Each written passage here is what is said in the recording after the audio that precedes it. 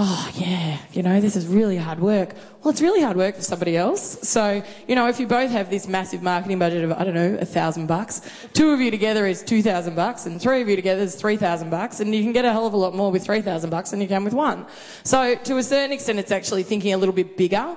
And realistically, for any business to grow, you need to think bigger. And I think sometimes we don't. I think we're going, oh, we just need to focus on this little thing. Well, go crazy. Let's go tomorrow, go have a coffee in the morning and go, if somebody I reckon really, or the kind of business that knows the kind of customers I want to know, and make a list of them, and then go have a chat to them. That's actually part of my Be Prepared thing. What other businesses share your target market? Yep. So look at doing the joint promotions, cross promotions with them, definitely. And joint promotions, also look at sharing expo stands. Expo stands are typically about $4,000. Share it with another business, you cut that in half. Or sometimes you can get it for free, depending on who they are. Flexicar, the car sharing company, Honda wanted to have someone on there to kind of back up. This is at Sustainable Living Festival last year. Someone on there to back up, you know, how sustainable they really were, despite the fact they're a car company. So they went, oh, we'll whack Flexicar on there, and that'll make us look like we're doing a lot. And they paid for everything. And they paid for the signage, and they paid for the thing, all the costs. All we need to do was show up with T-shirts and brochures. So, look, who wants to use you and be prepared to be used, really? That one is. That's a very good tip. Thank you. Okay, Brenda, host beneficiaries. I love this one because you can be so incredibly creative with this one. So I'm actually going to give you a real-life example. Think about a real estate agent who does property rentals. So when this property rental person moves new tenants into her real estate, into her pieces of real estate, she wants to give them some nice things so that they love her and think she's wonderful, but she doesn't want to spend any money on it. So anyway, she got together with a few local businesses, including a pizza shop. So then she could give them a nice little voucher so they didn't have to buy food on their first night in. And a local mechanic who gave her a $50 voucher for car services, because let's face it, you move into a new area, a new house. Do you have your mechanic anymore? Probably not. And yeah, that was she actually had a whole little package of things like that. So the promotion is really one way, but you're also helping yourself in the process. Yes. Well, you look so good, don't you, when you can give away all these cool things? And obviously the people who are giving you the gift vouchers are not losing anything until the customer shows up. And then it's up to them to build the ongoing relationship with the new customer. It's a lead generator. Yes. Actually, whacking you with my clipboard. It's actually metal, so I've got to be careful here. Brenda, we did a host beneficiary where I created a networking ebook which you put on your website. So when everyone opted into Brenda's website for a while, they received my free ebook. So that's automated marketing. I didn't have to do a thing. I wrote the ebook in a few hours. Yeah. Yep. Yes. Yep. I had to say something. Sorry, on the vouchers, it was interesting when you said it doesn't cost them anything to show up. I actually... does anyone in the room ever had a gift voucher given to them? Do you ever go in and spend only the value of the gift voucher? Hardly. And do they ever expire as well? So I once asked somebody who ran a giant retailing sort of consortium, did they make money off vouchers? And they said that most vouchers return 5 to 8 times the face value of the voucher. So vouchers very rarely cost you anything, and in most cases will actually make you a lot of money. And, from anything from it, when I go out and speak to people, I ask, have you had this experience? One chain of like 30 hairdressers called Just Cuts, which are apparently in Adelaide, they go out and they hand out $15 cheques in the mall. And I said, well, how much do people then come in and spend? And they go, about $200. So vouchers, use them. Fantastic. Another great low-cost marketing idea. Brenda, affiliate marketing, number 5. Okay. Basically, affiliate marketing is when you arrange with another business owner to be able to sell something at a commission, perhaps on your typically on your website, but it doesn't have to be on your website. It could be other places as well. But really, it's where you have an add-on product that you can sell to your clients that you get a commission from the person who really owns the product. And you can do it both ways, so it could be a two-way thing. You might have an extra product, and I've got affiliate programs with somebody in the rooms. And it's also good, if you don't have the money to spend on marketing, you don't actually pay these people until they've sold you, sold your products. Yep. So is everyone got heaps of ideas so far? I think chocked it full so far, I think. I think we've got more to go. Okay, clearly defined niched to lower costs. What's your take on this? I needed a form of briefing for this. On the spot. Right. Well, I'm just going to make up what I think it means.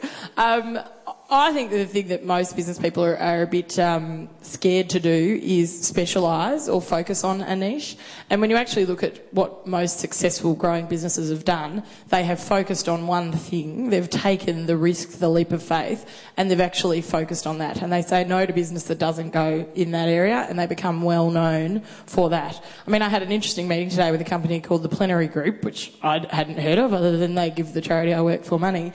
And they only started 4 years ago, but they only put together public-private infrastructure partnerships.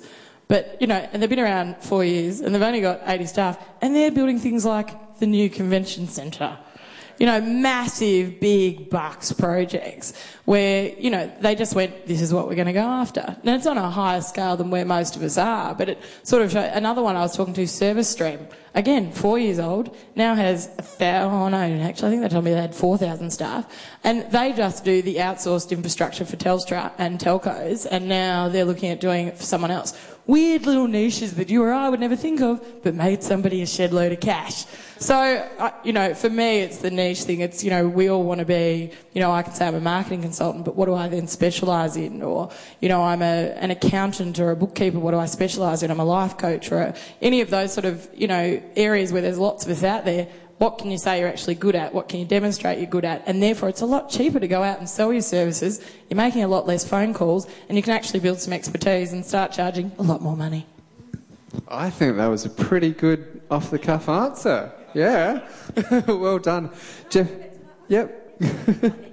I handed it away thinking I didn't want to answer that question, but I actually did have a bit of a take on that. That's also really, really important when you're networking, and just to use that example of life coaches, sorry life coaches in the room, but there's a tendency among some life coaches to say they'll coach anybody, which is fine. I'm quite confident that you can. Cool, no worries at all. But it makes it really, really difficult for people to refer to you.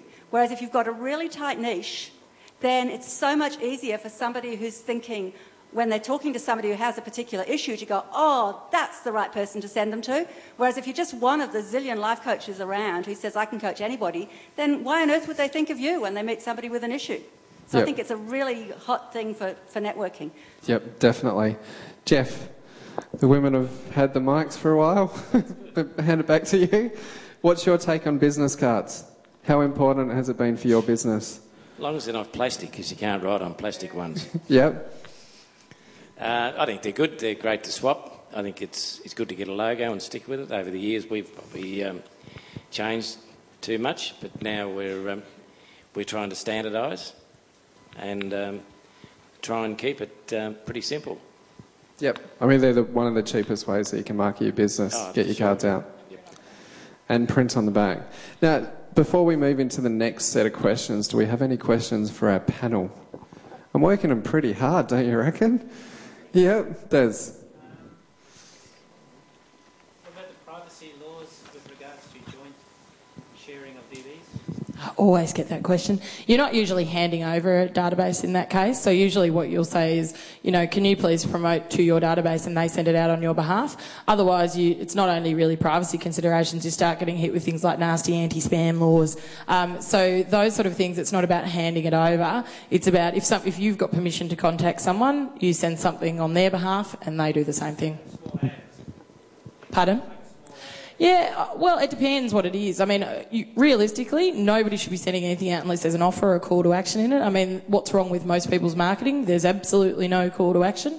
So, do you know someone who can send something out for you on your behalf saying, A, we're introducing this business and we think they're great, and B, they've got this fantastic offer for you.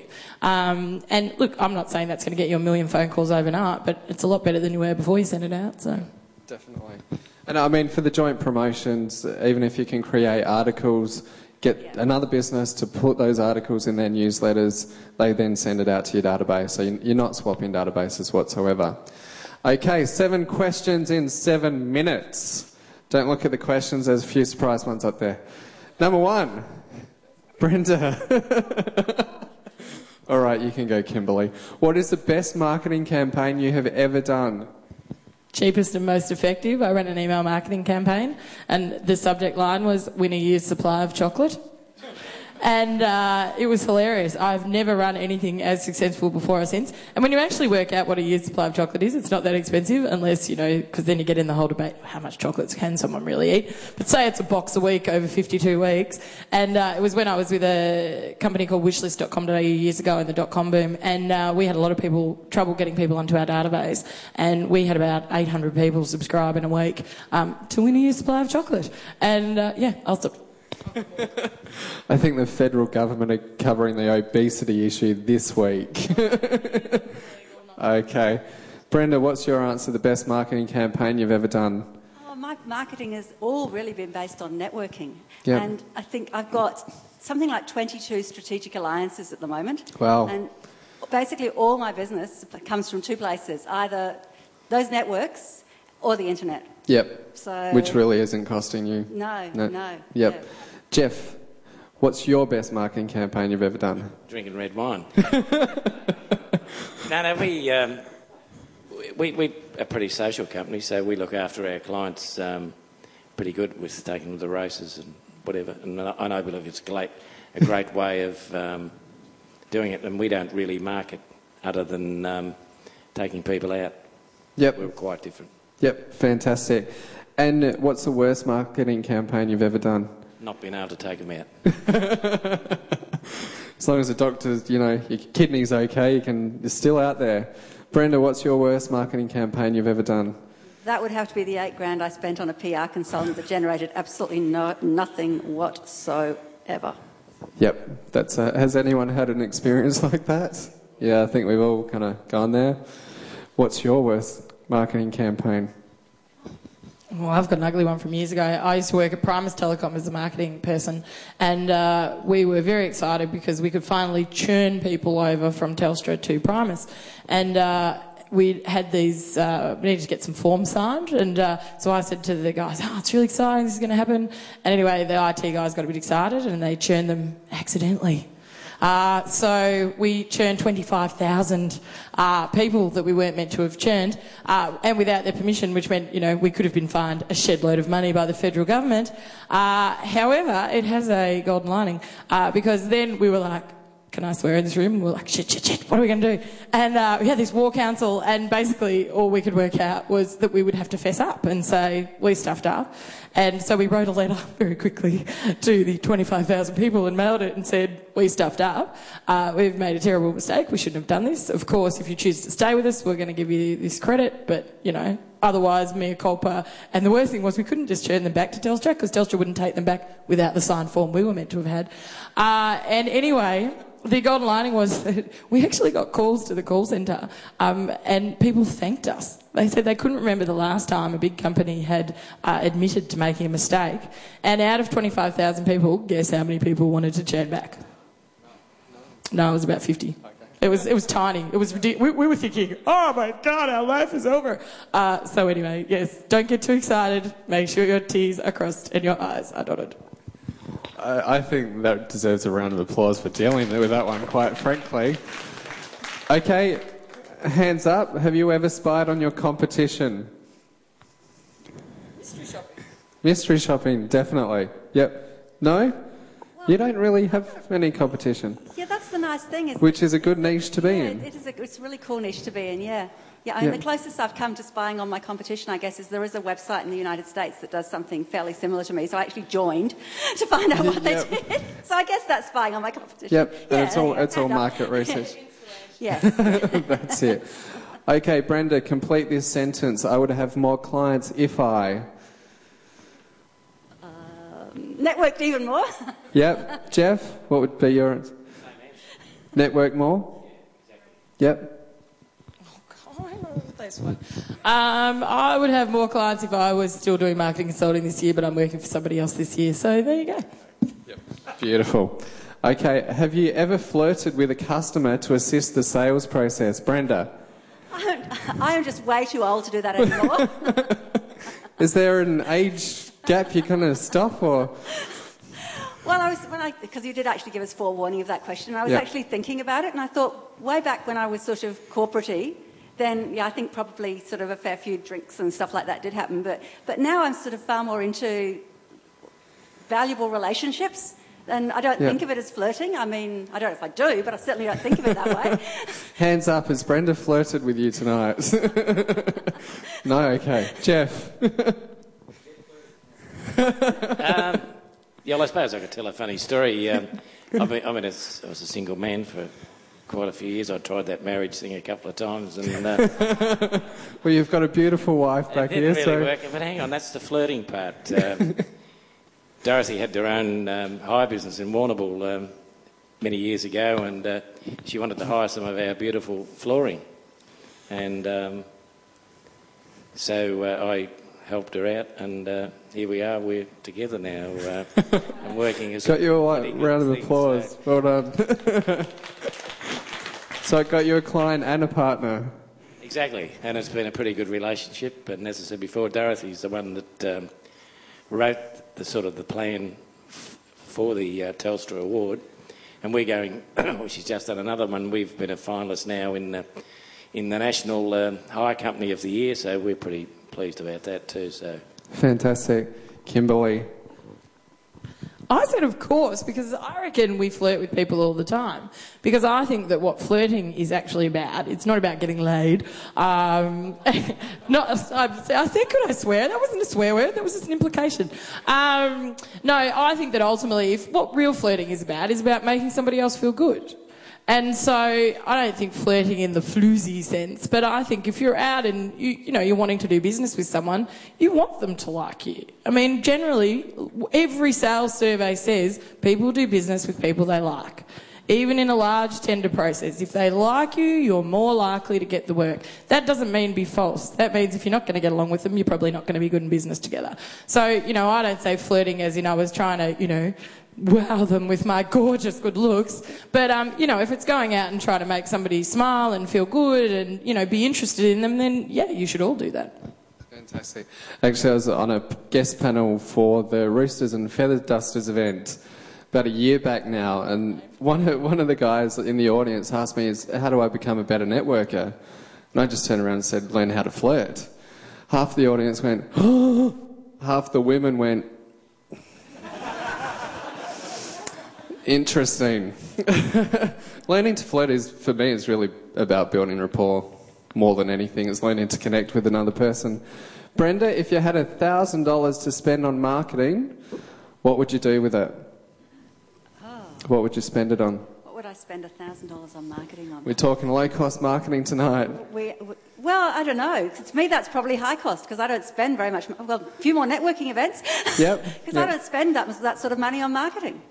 Because I don't need to, because it's all about win-win, strategic alliances, joint ventures, things like that. So I prefer not to spend that sort of money on marketing. Yep. I try and spend it on perhaps more branding image type things so that I'm actually creating that kind of impression that's going to help with the business. Yeah, that's going to help with the good strategic alliances. But Jeff, I'm guessing it's dinner and drinks. No, it doesn't go far with $1,000. Introductions, telephone calls. Yep. Work the phone. $1,000 is a lot of calls. Make yourself known. Yep, fantastic. Kimberly. I stole all my answers. Look, I'd say actually take half of it and spend it on going to seminars to educate yourself. Because if you don't have a lot of money, then you're going to be your number one resource. And so whether that's go to some seminars, then go to the library because the books are free, so you don't have to spend any of your budget on that. And then with the other $500, divide that in half, spend half on phone calls, $250 divided by 40 cents. That gets you a fair way because most of the reason we don't make sales is because we're too scared to pick up the phone and call people. And then with the other $250, spend it on taking people to breakfast or for coffee. And I mean anybody and everybody you've ever met. When I first started my business, my most valuable thing was I couldn't shut up asking people for advice, questions, suggestions, whatever. And it's amazing. The more you go out and the more you talk to people, not only do you learn things, not only do they give you a bunch of ideas, but you learn stuff about people, sometimes people you've known forever, that you never knew, and that they have these fantastic networks and they can start introducing you to people. So $1,000 goes a long way. does. Fantastic. Okay, now I had to answer this question. This is quite a rave question. Brenda, who would you turn gay for, Barbara Bush or Margaret Thatcher? That would be closer. Well, which one? Margaret or Barbara? Definitely neither. Kimberly, neither? Okay. Angelina Jolie, yeah. Okay.